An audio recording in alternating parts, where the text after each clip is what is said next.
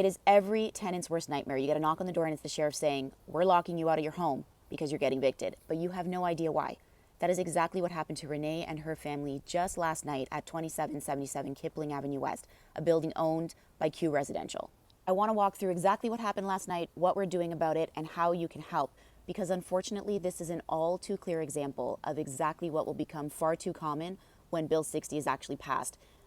And it's an example right in Doug Ford's own riding of Etobicoke North by a building owner, Q Residential, who was one of the biggest lobbyists behind passing Bill 60 in the first place. So what happened? Renee and her family get illegally locked out of their apartment. They contact the Toronto Tenant Union. We arrive and we review the ledger that the landlord had printed out to explain to Renee why she was locked out.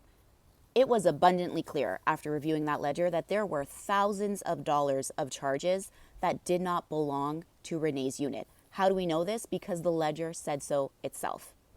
So we're all thinking this is just a clear misunderstanding.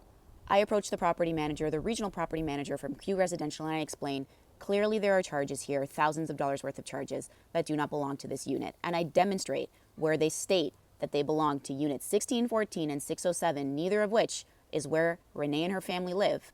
And the property manager refuses to change course. So it makes me wonder, was this really a mistake, or was this just an attempt to displace a family who was paying below market rent in order to replace them with a higher paying tenant? Because that is really the crux of what's behind Bill 60. Bill 60, once it's implemented, and it is this close to getting implemented, will allow landlords to make up arrears, make them up, and you will be forced to have to pay 50% of those arrears before you can raise your own issues and defend yourself at the LTB. So what can we do about this? Because Renee and her family are still locked out of their home this morning, we're calling on everyone to call Q Residential and demand that they let Renee and her family back into their home and reinstate their tenancy. And we're also calling on everyone to call Doug Ford, this happened right in his backyard, to repeal Bill 60, because made up arrears, like what happened to Renee, are going to become the grounds of so many more illegal evictions once Bill 60 actually gets implemented. So check out the caption and call right now.